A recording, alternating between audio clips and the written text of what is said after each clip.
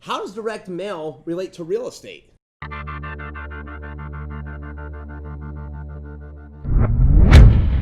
That's a great question. Short answer for that, I think, and Joe, you'd probably agree with this. Short answer for that is it's probably one of the most effective, easiest ways to get yourself exposed as a real estate investor for potential sellers of property.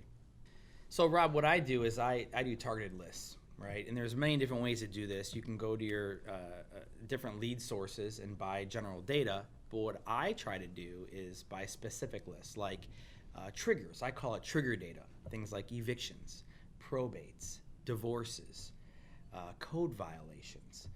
So there's a trigger there to get a response. I want to try to get the highest response possible, so I'm looking for a situation is what I'm looking for when doing direct mail. Yeah, these things always happen, and he's right with the trigger stuff. I mean, the bottom line is you want to be able to get yourself into a position where the people know that you want to buy something, right? But then the question becomes, who is it that you're trying to target? And it's the trigger situation. It's the situations where there's a major life change happening for somebody, and the sale of a property can alleviate that problem for them. So, yeah, you want to target the way Joe's talking. Yeah. So basically, the three things you really have to have. You have to have the right audience with the right message at the right time. Absolutely. So we're hitting the right audience with the triggers. Let's talk about the message. Are you breaking down your messages specifically towards that target? Or are you just doing one blanket all when you're messaging? What do you do? I have a different letter for the most part, or postcard for each individual situation if I can. I do have general letters that just talk about, I'm buying houses, and if there's something you need to sell, please call me.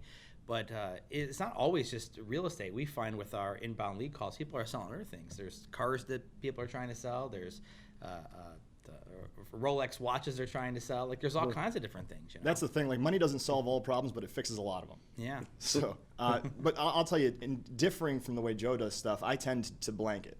So I look for specifically just maybe an equity position in areas that I know I like to buy, certain zip codes, things like that. Yeah. And we'll target just the equity position of that specific property. So maybe, a certain percentage less than the value of the property on tax data. If the equity is there, there's no mortgage above and beyond that, they're getting a letter from me. And it's, for worst case scenario for me, it's brand recognition.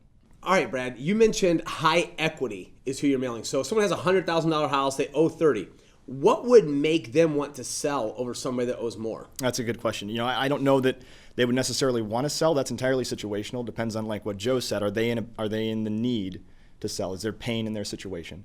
But I can say, it's much more appropriate for us to target somebody that has a high equity position on their home, meaning low debt on their property, because we're discount home buyers. That's what we all do. As real estate investors, your target audience, what you're targeting is being able to buy something at a discount. Now, if the debt on the property is low enough and their pain, their situation is appropriate, and it can be a win-win for you and for the seller, having low debt allows you to be able to buy the home at a discount and still create a situation that might solve a problem for the seller.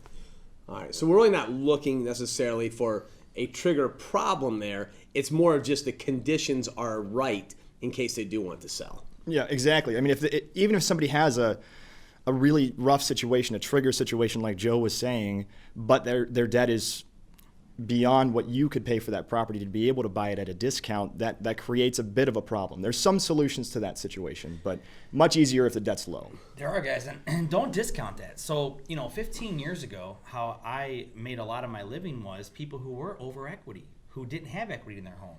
And if one thing changes in their life, they lose a job, there's a divorce, there's a death, they can't make that mortgage payment now.